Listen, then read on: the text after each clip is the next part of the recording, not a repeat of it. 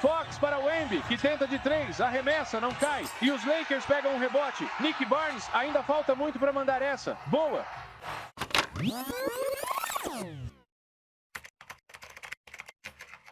Avery Johnson vira o jogo ao acertar da linha de fundo, devolvendo a liderança aos Spurs. Sprewell embaixo da tabela, marcado por 2, arremessa no estouro do cronômetro e cai. O San Antonio Spurs conquista seu primeiro título da NBA.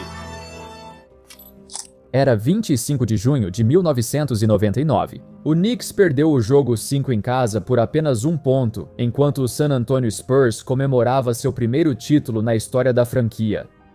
Para o Knicks, era o final da era de Patrick Ewing. Na verdade, Ewing se machucou antes das finais e nem pôde jogar. Toda essa era começou em 1985, quando ele foi selecionado como a primeira escolha, e ele deu início a um período de 15 anos. Isso incluiu 4 aparições nas finais de conferência, 2 aparições nas finais e 5 anos diferentes perdendo para Michael Jordan e o Chicago Bulls. De qualquer forma, foi um período muito bem sucedido e tudo o que eles poderiam esperar de uma primeira escolha. Bem, tudo, exceto pelo campeonato.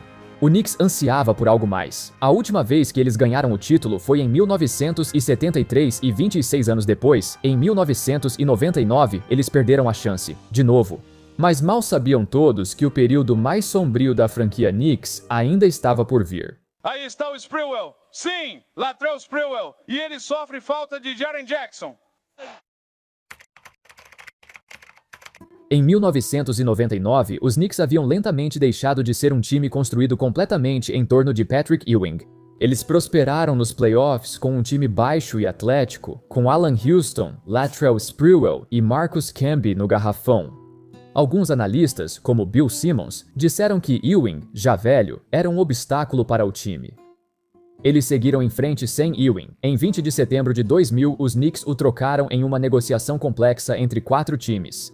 Em troca, eles realmente não receberam muita coisa, um monte de jogadores em fim de carreira e algumas escolhas tardias no draft que não resultaram em nada. Foi uma indicação clara do valor diminuído de Ewing naquele momento, mas eles tinham outra coisa pela qual se animar. Sprewell e Houston foram All-Stars e lideraram a equipe aos playoffs como quarta cabeça de chave. 48 vitórias nada mal. Embora eles não fossem mais candidatos óbvios ao título, no fundo pensavam, bem, esse é basicamente o mesmo núcleo que chegou às finais não faz tanto tempo, então o que os impede de voltar lá? Eles garantiram Sprewell e Houston com contratos de 5 e 6 anos, respectivamente. O objetivo era claro, montar o time em torno deles e torcer pelo melhor. Infelizmente, a primeira aparição deles nos playoffs após a era Ewing foi um tapa na cara. 5 no relógio de arremesso, Carter arremessa por cima de Houston. Ele está muito ativo, buscando seus arremessos.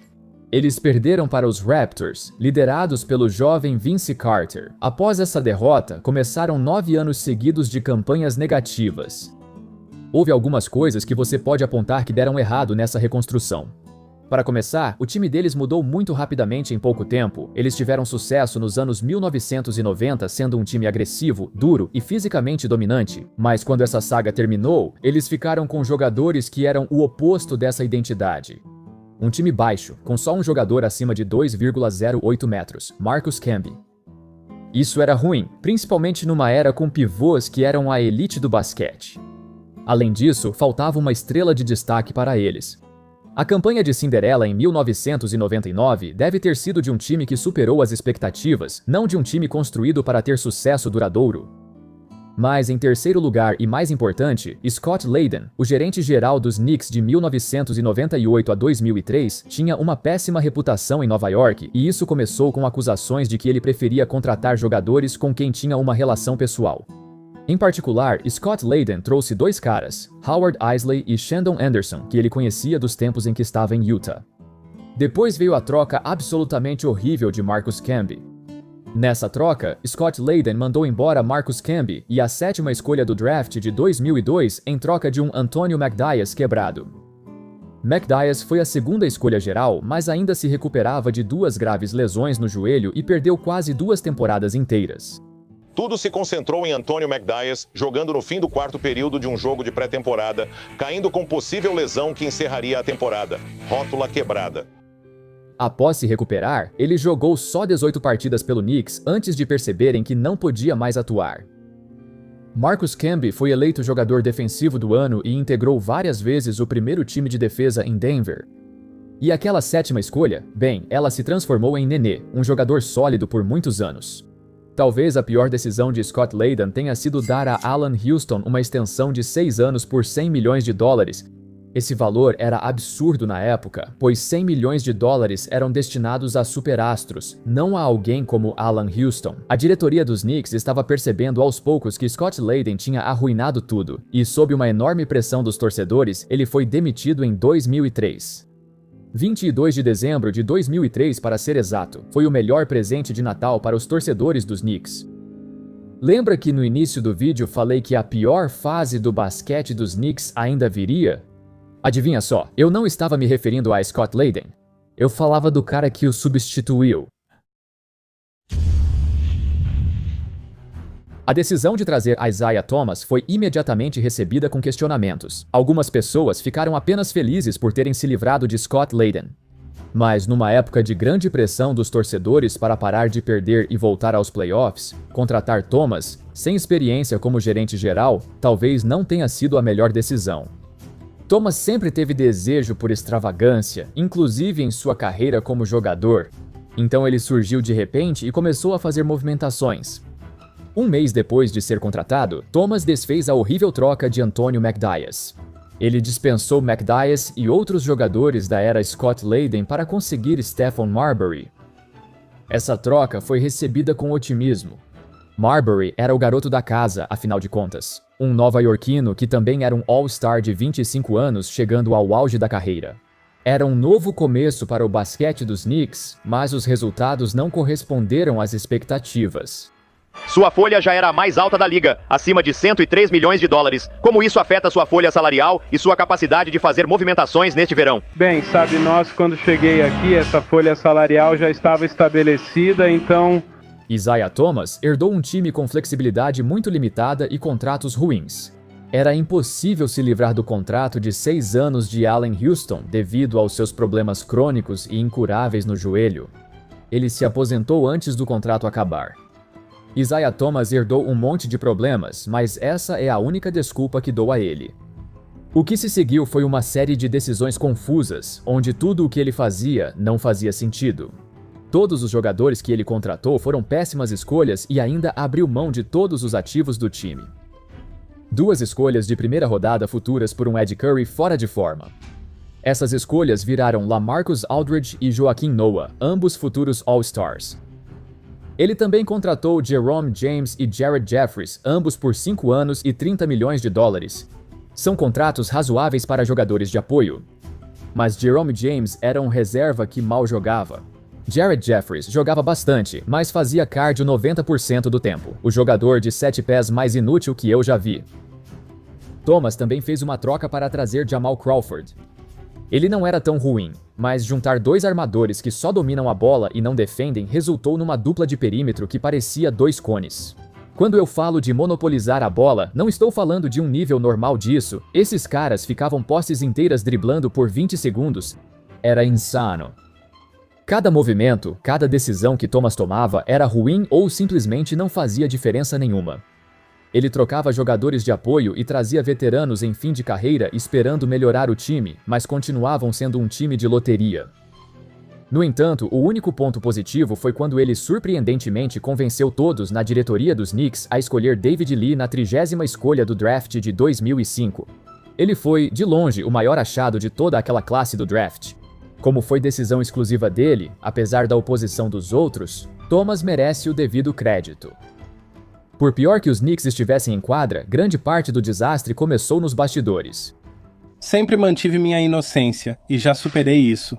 Nossa organização também já superou isso. Larry Brown, ao ser contratado como técnico principal, entrou em conflito imediato com Stephon Marbury. Aparentemente, não foi a primeira vez que isso aconteceu. A rivalidade entre eles é bem documentada.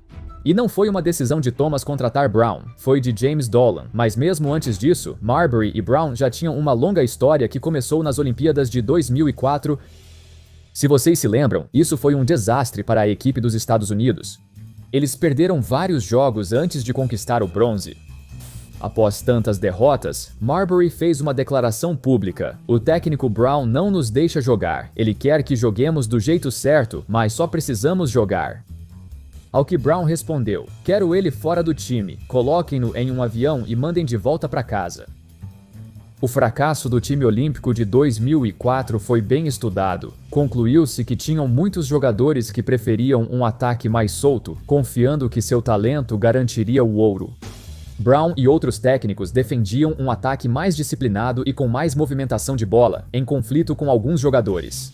Eu não diria que foi necessariamente 100% culpa de um ou de outro, mas foi uma combinação ruim de estilos de jogo e de comando técnico. Quando James Dolan contratou Larry Brown, ficou claro desde o início que não daria certo. Com as derrotas se acumulando, Marbury e Brown voltaram a trocar farpas pela imprensa. A era dos anos 2000 ficou conhecida como a Idade das Trevas da franquia e culminou com a pior decisão que Thomas já tomou. No verão de 2006, ele demitiu Larry Brown e se colocou como o novo técnico, pois acreditava que o problema era a comissão técnica e o time que ele mesmo montou. Era bem melhor do que o recorde mostrava. Foi uma jogada de poder insana, mas ele estava errado, completamente errado. O Knicks aguentou mais 2 anos de sofrimento com Thomas como técnico, e no final disso, toda a franquia apertou o botão de reset e recomeçou do zero. Essa era terminou quando o Knicks chegou a um acordo de rescisão com Marbury em fevereiro de 2009. Então é isso. Uma década inteira de fracassos e tanto tempo desperdiçado que o time nunca vai recuperar.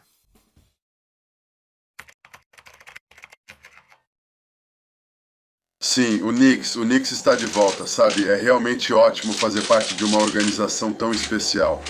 No dia 8 de julho de 2010, o New York Knicks assinou com o frequente All-Star do Phoenix Suns, Amar'e Stoudemire. Ele foi a maior estrela que eles contrataram no mercado de agentes livres em décadas, não só pelo talento, mas porque também tinha muito a provar. Amar'e Stoudemire foi um dos melhores pivôs da liga por muito tempo, mas sempre viveu à sombra de Steve Nash. Apesar de liderar seu time em pontuação, ele não era visto como perfil de primeira opção, ou como um jogador capaz de liderar uma franquia. Por isso ele veio a Nova York, para provar que pode. Isso, e você sabe, o dinheiro e a fama. Mas ele provava que os céticos estavam errados, ao menos por um tempo. Os primeiros meses de Stoudemire pareciam um sonho lúcido. O cara entrou na conversa de MVP após quebrar o recorde dos Knicks de mais jogos seguidos com 30 pontos. Ele liderou o time a 8 vitórias seguidas no início. Faltaram 2 décimos para 9 vitórias seguidas, pois o arremesso de 3 de Stoudemire contra os Celtics veio tarde demais. 4 décimos, perdendo por 2 pontos. Stoudemire para a vitória.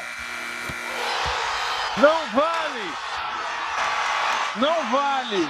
Se esse arremesso tivesse valido, o MSG teria enlouquecido. A chegada de Stoudemire superou todas as expectativas. Infelizmente, com o passar dos meses, o time até vencia alguns jogos, mas não era consistente. Eles não mantinham alto nível, e um time só com Stoudemire não era candidato real aos playoffs, agravado ainda pelas lesões dele nos anos seguintes. Por isso, no meio da temporada 2010-11, eles fizeram uma troca bombástica para adquirir Carmelo Anthony. A troca pareceu desnecessária, já que Melo seria agente livre e restrito e poderia assinar no verão. Porém, devido ao iminente lockout, ninguém sabia se isso afetaria negativamente o valor dos contratos. Em vez disso, Melo forçou sua ida para Nova York o mais rápido possível. Denver teve grande vantagem nas negociações, adquirindo 3 titulares dos Knicks e destruindo a profundidade do elenco deles. Então, mesmo com Melo no time, eles ainda não tinham nem de longe um elenco campeão. A dupla de Melo e Stoudemire nunca funcionou. Não só eram 2 dos piores defensores, como também não eram bons passadores. Demorou até perceberem que um deles precisava ficar em segundo plano. Esse seria Stoudemire. Aqui está um resumo de toda a saga de Melo. Em 7 temporadas em Nova York, chegaram aos playoffs 3 vezes, 2 eliminações na primeira rodada e 1 na segunda. Apesar do elenco cheio de estrelas, o momento mais memorável desse período nem foi do próprio Melo. 5, 4, Lin para vencer, acertou. Lin Linsanity. Em 2012, em um ano que parecia perdido para o Knicks por causa de todas as lesões, um jovem jogador desconhecido estourou de repente e se tornou um fenômeno nacional. Da noite para o dia, ele passou de um desconhecido para a maior sensação do basquete, apoiado pela torcida mais apaixonada da NBA. Não era só empolgação, o time realmente precisava dele. Eles perdiam vários jogos até que Lin apareceu e liderou 7 vitórias seguidas, reacendendo as esperanças de playoffs do time. Curiosidade, nos 3 primeiros jogos como titular, Lin fez 89 pontos. Esse ainda é o maior número de pontos de um jogador nos 3 primeiros jogos como titular desde a fusão da NBA com a ABA em 1976. A Linsanity do Lin durou pouco, mas os Knicks tinham outras preocupações. Com as lesões de Stoudemire, seu contrato de $100 milhões virou um peso muito, muito grande. Isso prejudicou seriamente a capacidade deles de melhorar o elenco. 2013 foi o melhor ano da era Melo. Eles venceram 54 jogos. Melo até tirou um voto de MVP do LeBron James, impedindo que ele fosse o primeiro MVP unânime da história.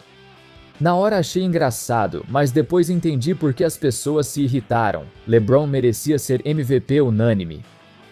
Mesmo com o sucesso, ele durou pouco. Isso acontece quando a espinha dorsal do time depende de vários veteranos. A sustentabilidade desse elenco era nula. Após a derrota na segunda rodada, o Knicks voltou à estaca zero. Quando falo em estaca zero, quero dizer que eles planejavam um desastre total. Por algum motivo, o Knicks queria Andrea Bargnani desesperadamente, o maior fracasso da história de Toronto. Abriram mão de 3 jogadores e 3 escolhas para trazê-lo. Pelo menos ganhamos algo legal, um dos melhores comentários do Clyde. Rebote ofensivo, Chandler, para Bargnani. O que ele está fazendo? O que ele está fazendo, pessoal? Por que ele arremessaria a bola? Por quê? No fim da era Melo, após a eliminação na segunda rodada, os Knicks só voltaram aos playoffs depois que ele saiu. Acredito que essa foi a segunda idade das trevas, pois os Knicks tiveram várias trocas e escolhas de draft ruins sob Phil Jackson. Parece que o fantasma de Isaiah Thomas ainda os assombra. Entre a longa lista de erros do Phil Jackson está o fato de ter assinado um contrato enorme com Joakim Noah depois de uma lesão e ele mal jogou. Noah era muito bom em Chicago, mas contratá-lo depois de uma lesão tão catastrófica foi uma péssima escolha. Ele ainda escolheu Frank Ntilikina em vez de Donovan Mitchell. Talvez tenha sido uma bênção disfarçada. Se escolhessem Mitchell, acho que não teriam conseguido Jalen Brunson. Mas entre todos os erros do Jackson, o pior de todos foi sua primeira decisão como gerente geral. Quando ele entrou para o time em março de 2014, sua primeira prioridade foi negociar um novo contrato com Melo. Era um contrato de 5 anos por 124 milhões. O problema não era o dinheiro, mas a cláusula de não troca. A cláusula de não troca tirou dos Knicks qualquer poder de barganha em negociações, já que Melo só aceitaria ir para um time de sua escolha. Isso acabou prejudicando eles, porque anos depois, ele escolheu o OKC como destino e o Knicks não recebeu praticamente nada em troca. Sei que ele já estava em declínio, mas ainda assim poderiam ter conseguido mais se tivessem a opção de trocá-lo de time. Apesar disso, um cara trouxe alguma esperança à franquia. O New York Knicks seleciona Kristaps Porzingis de Liepāja. O unicórnio de 2,20 metros entrou na NBA causando impacto. Apesar das vaias no draft, Porzingis parecia destinado a ser o jogador franquia. Ele foi ao All-Star Game na 3ª temporada, mas uma lesão no ligamento cruzado encerrou a temporada e sua passagem por Nova York. Na reabilitação, houve tensão entre ele e Phil Jackson, pois Porzingis ignorou suas tentativas de aproximação. Foi um conflito de estilos de jogo que os dividiu, com Phil Jackson tentando implementar o ataque em triângulo, que lhe rendeu 11 campeonatos com o Bulls e o Lakers. Mas os jogadores queriam um ataque mais moderno e rápido para aproveitar o elenco mais jovem. O ataque em triângulo só funciona com as pessoas certas, e o Knicks não tinha esses caras. Não havia como salvar esse relacionamento, e logo tanto Jackson quanto Porzingis estavam fora do time, o que indica mais uma vez outro desastre de reconstrução. E no dia em que KD e Kyrie foram para o Brooklyn, no dia em que até Jimmy Butler foi para Miami, o New York Knicks anunciou a contratação de Julius Randle.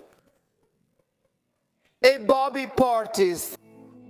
Quando Julius Randle assinou com o Knicks no verão de 2019, quase não houve alarde. Torcedores do Knicks já viram de tudo, então reagiram assim: meu Deus, mais uma estrela fominha, só pensa em pontuar e defende mal. O time passou 20 anos com estrelas problemáticas e parecia que repetiria o erro. Com a chegada de Steve Mills, Scott Perry e depois Leon Rose à diretoria do Knicks, a mudança foi imediata.